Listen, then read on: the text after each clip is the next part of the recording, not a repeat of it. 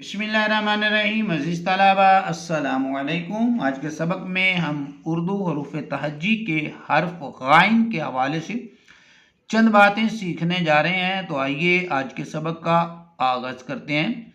अज़ीज़ तलबा, इब्तिदा में गाइन की 3 सूरतों को बयान किया गया है।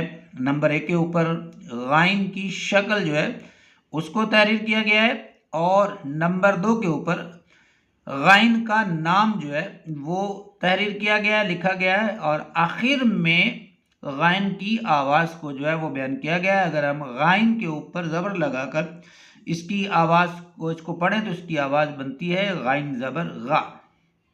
अज़ीज़ तलबा, उसके बाद गाइन के हवाले से जो बात हम सीखेंगे वो है कि गाइन उर्दू का 25वां, फ़ारसी का 22वां और अरबी ज़ुबान का 19वां हर्फ है।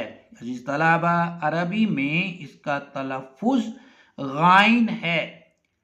जिन्स के एतबार से गाइन जो है ये मुज़क्कर है, ये कमरी हर्फ है, इसको कमरी हुरूफ में शामिल किया जाता है। और हिसाब अबजद में अज़ीज़ तलबा इसके 1000 अदद फ़र्ज किए गए हैं, मतलब कि इसके 1000 अदद जो है वो मुकर्रर किए गए हैं। तो जी तलबा, ये था हमारा गाइन के हवाले से आज का सबक, जिसमें हमने चंद मुफीद बातें जो हैं वो गाइन के मुतालिक जो है वो मालूमाती बातें सीखी। उम्मीद है आपको पसंद आया होगा। अल्लाह हाफिज़।